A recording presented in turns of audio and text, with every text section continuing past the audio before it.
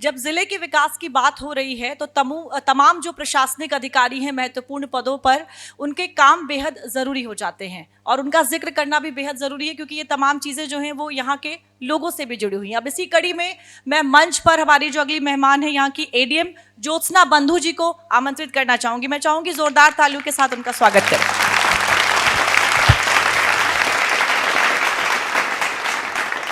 ज्योत्सना जी, revenue विभाग जनता के सबसे करीब भी माना जाता है, लेकिन सबसे ज़्यादा शिकायतें भी इसी विभाग में आती हैं, ऐसा कैसे होता है? एक्चुअली क्या है ना मैम, रेवेन्यू जैसा आपने कहा कि सबसे करीब माना जाता है। अब जो विभाग सबसे करीब होता है यानी वो आम जनता के दिन प्रतिदिन से जुड़ी हुई हर चीज़ को डील करता है। जन्म हो, मृत्यु हो, किसी की नौकरी लग रही हो उसका सर्टिफिकेट हो, आय निवास प्रमाण पत्र हो, या फिर कोई दैवीय आपदा आई हो, या फिर कुछ भी हो, सब में राजस्व विभाग ही फर्स्ट रिस्पॉन्डर होता है। अब जब हम किसी भी जनमानस की दिन प्रतिदिन की चीज़ को डील करते हैं तो जाहिर सी बात है कि सबसे ज़्यादा शिकायतें भी वहीं आएंगी, यही वजह है। मैम, एक बड़ी मुश्किल है, बड़े आरोप लगते हैं कि साहब पैमाइश के लिए महीनों चक्कर लगाने पड़ते हैं। औसतन एक पैमाइश कराने में ज़मीन का कितना जो स्टैंडर्ड टाइम है वो लगना चाहिए? इस शिकायत की मेन वजह ये है कि लोगों को जानकारी में, मतलब प्रचार प्रसार में थोड़ा सा ये जानकारी नहीं है कि जो पैमाइश के लिए सिर्फ प्रार्थना पत्र दिया जाता है, संक्रमणी भूमि दर की पैमाइश उससे नहीं होती है। एसडीएम के यहाँ एक धारा 24 होती है जिसके अंदर वाद योजित करना होता है, जिसका मैक्सिमम टाइम है कि 3 मंथ्स के अंदर वो हो जाती है। लेकिन जनरली क्या होता है, हम जैसे कोई व्यक्ति पीड़ित होता है तो उसको लगता है कि प्रार्थना पत्र देके हो जाएगा, जबकि धारा 24 के अंदर 1000 रुपये का चालान बैंक में जमा करना पड़ता है अगर सभी विवादित घाटा हो तो। उसके बाद एसडीएम उसको 3 महीने में डिसाइड कर देते हैं। इसके लिए मैं जिक्र करना चाहूँगी, अभी राजस्व परिषद की पहल से रोवर की टेक्नोलॉजी आई है, जिसमें रोवर की टेक्नोलॉजी के इस्तेमाल से हम जल्दी से जल्दी धारा 24 के मुकदमे निस्तारित करके ये जो पैमाइश में लंबा समय बीतने की बात है उसको ख़त्म कर देंगे। मैम, अगर यूपी की बात करें तो लगभग हर जिले की ये समस्या है, नामांतरण पैमाइश या फिर प्रमाण पत्र पत्र की बात करें, आय की हो, जाति या निवास स्थान के बनवाने में लेखपालों की जो शिकायत है वो होती है। लेकिन जब हम अंबेडकर नगर की बात करें तो यहाँ पर क्या स्थिति है? जैसा कि है कि सभी प्रमाण पत्र नामांतरण जो हमारा ज़मीनी स्तर का कर्मचारी होता है उसके पास जाता है सत्यापन के लिए। तो अंबेडकर नगर में या फिर पूरे यूपी में अंबेडकर नगर में विशेष रूप से हम ये ध्यान रखते हैं क्योंकि ये सभी चीज़ें अभी ऑनलाइन हो गई हैं। तो ऑनलाइन होने की वजह से सभी का टाइम निर्धारित है। जैसे अविवादित विरासत 11 दिन से ज़्यादा लंबित नहीं होनी चाहिए। बेसिक कॉन्सेप्ट ये है, अगर किसी व्यक्ति की 13वीं हो तो उस दिन हम उसके जो खतौनी की प्रति है विरासत चढ़ाने के बाद उसको दे दें। तो हम यहाँ पे जनपद में ये कोशिश करते हैं कि जो भी प्रमाण पत्र जितने टाइम का है उतने टाइम में उसको मिल जाए। अब जैसे प्रमाण पत्र में हमें ये भी ऑनलाइन सूचना मिलती रहती कि अगले 2 दिन में ये डिफ़ॉल्टर होने वाला है, तो उसको यहाँ से विशेष रूप से ध्यान रखिए क्योंकि हर व्यक्ति के पास कई प्रकार के प्रमाण पत्र उसको जारी करने पड़ते हैं। तो ये विशेष रूप से यहाँ पे मॉनिटरिंग करके हम देते हैं कि 2 दिन बाद का जो डिफ़ॉल्टर प्रमाण पत्र है वो उसको बता देते हैं, जिससे सभी चीज़ समय से हो जाए। मैम, सरकारी तालाबों, चारगाहों और ग्राम समाज की जो ज़मीन है उस पर कब्जे हटाने के लिए के बाद क्या दोबारा कब्जा रोकने की भी कोई स्थायी व्यवस्था है? जैसा कि आपने कहा कि तालाब, चरागाह और सार्वजनिक जगह, जब हम किसी गांव में रहते हैं तो सार्वजनिक जगह के इस्तेमाल को हम एक कॉमन रूप में इस्तेमाल करते हैं। जब एक बार उससे कब्जा हटा दिया जाता है तो उसके बाद क्योंकि बहुत टाइम से कब्जा होता है तो लोगों को लगता है कि ये उसी की जगह है, तो उसको रोकने के लिए ग्राम सभा अपने फंड से अपनी ग्राम निधि जो होती है उसकी फेंसिंग करा सकती है या फिर 4 दीवारी करा सकती है। जैसे अभी सरकार की अमृत सरोवर योजना आई थी जिसमें बहुत सारे तालाबों को अमृत सरोवर के रूप में डेवलप किया गया, उसके चारों तरफ पथ बनाए गए, सौंदर्यीकरण किया गया, तो वो परमानेंटली अब सेफ हो गए हैं, अब उस पर कभी कब्जा नहीं हो सकता। इसी प्रकार की योजनाओं से स्थायी रूप से उनको रोका जाता है। मैम, अब जन सुनवाई की बात कर लेते हैं। आपके पास जो जन सुनवाई आती है उसमें सबसे ज़्यादा जो शिकायतें हैं वो किस विषय से जुड़ी हुई होती हैं? जनरली प्रमाण पत्रों से रिलेटेड होती हैं। जैसे अभी मेरे से पहले डीएम मैम ने बताया कि यहाँ पे इतने सारे लोग नौकरी में हैं कि चरित्र प्रमाण पत्र डेली 50 से ज़्यादा आते हैं। तो जैसे चरित्र प्रमाण पत्र आता है तो होता है कि जितनी जल्दी यहाँ से जाएगा उतनी जल्दी उनको ज्वाइनिंग मिलेगी। तो जनरली इसी प्रमाण पत्रों से रिलेटेड शिकायतें हमारे यहाँ ज़्यादा प्राप्त होती हैं। मैम, बाढ़ हो या प्राकृतिक आपदा, इसमें किसानों को मुआवजा देने में सबसे बड़ी जो चुनौती है वो प्रशासन की क्या होती है? ओके, प्रशासन का काम होता है, बाढ़ या कोई भी आपदा से पीड़ित व्यक्ति है तो उसका ये है कि त्वरित उसको एक तो सहायता मिले, सही व्यक्ति को सहायता मिले और जितनी सहायता उसको दे है वो मिले। तो प्रशासनिक चुनौती होती है कि हमें समयबद्ध, सही और आकलन सही सहायता तत्काल व्यक्ति के पास पहुंचा दी जाए।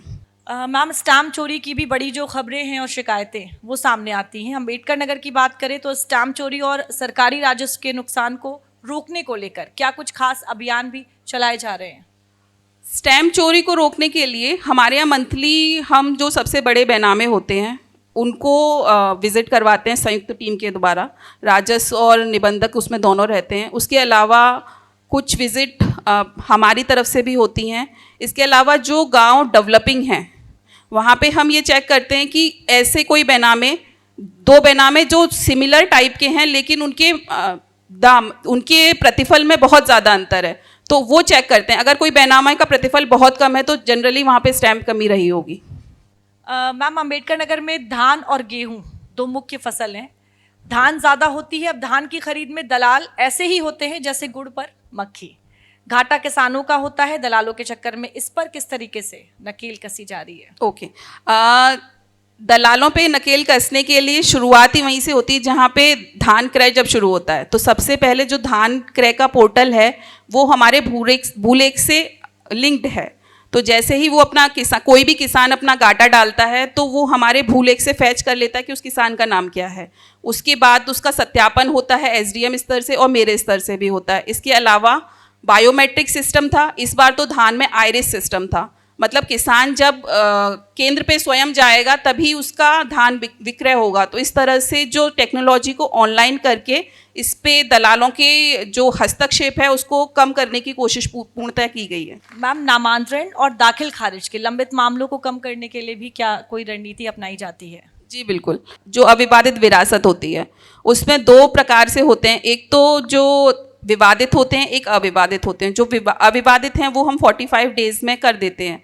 इसके लिए डायरेक्ट पोर्टल का सिस्टम है, उस पर 45 दिन में नामांतरण हो जाता है। जो विवादित केसेस होते हैं उसमें मैक्सिमम 90 डेज़ का टाइम है। तो इसमें जो RCCMS पोर्टल है हमारा, उससे हम डायरेक्ट मॉनिटरिंग करते हैं कि कौन सा केस हमारा 90 डेज से ऊपर जा रहा है। उसकी समीक्षा DM महोदया के द्वारा स्वयं की जाती है और जो भी इस तरह के केसेस हैं उनको हम डील कर रहे हैं।